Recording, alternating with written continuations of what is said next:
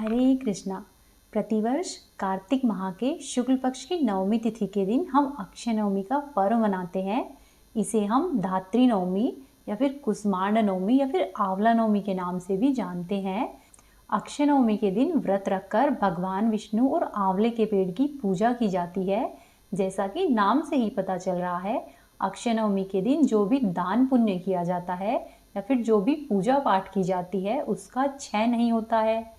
आंवले के पेड़ में तुलसी और बेलपत्र दोनों के ही गुण पाए जाते हैं।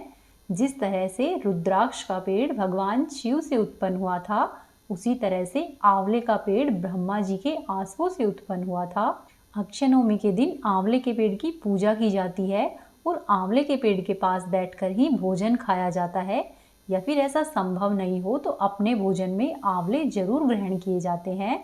इस बार वर्ष 2024 में कार्तिक माह के शुक्ल पक्ष की नवमी तिथि का आरंभ 9 नवंबर शनिवार को रात में 10:45 से हो रहा है। यह तिथि अगले दिन 10 नवंबर रविवार को रात में 9:01 पर खत्म होगी। उदया तिथि के आधार पर अक्षय नवमी यानी कि आंवला नवमी का पर्व 10 नवंबर रविवार को मनाया जाएगा। इस साल आपको आंवले के पेड़ और भगवान श्री हरि विष्णु की पूजा करने के लिए 5 घंटे 25 मिनट का शुभ मुहूर्त प्राप्त होगा। अक्षय नवमी की पूजा के लिए शुभ समय सुबह 6:40 से लेकर दोपहर में 12:05 तक है। अक्षय नवमी के दिन ब्रह्म मुहूर्त सुबह 4:55 से शुरू है, वहीं सुबह 5:47 तक ब्रह्म मुहूर्त रहेगा। इस दिन शुभ मुहूर्त यानी कि अभिजीत मुहूर्त दिन में 11:43 से लेकर दोपहर में 12:27 के बीच में है। इस बार अक्षय नवमी के दिन रवि योग भी बन रहा है, जो कि बहुत ही शुभ माना जाता है।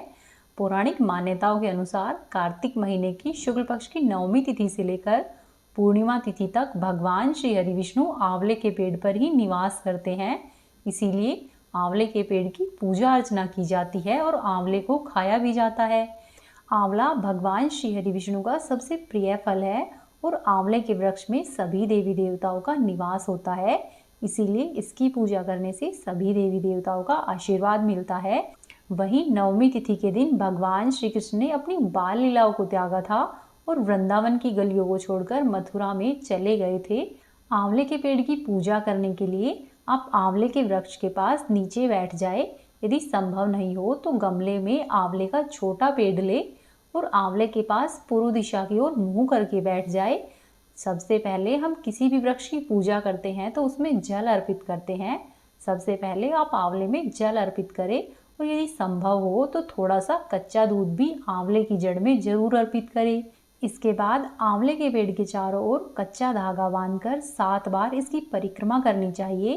परिक्रमा करने के बाद आंवले के पेड़ के पास बैठ जाए और फिर धूप दीप इत्यादि से उसकी आरती करे और पूजा करे।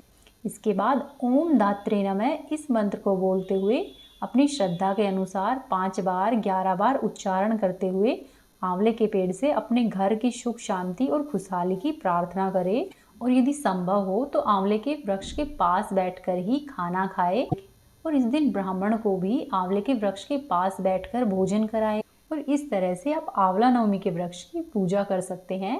तो ये थी आज की जानकारी। उम्मीद है आपको पसंद आई होगी। वीडियो को लाइक करें, चैनल को सब्सक्राइब करें, कमेंट बॉक्स में जय श्री हरि अवश्य ही लिखें।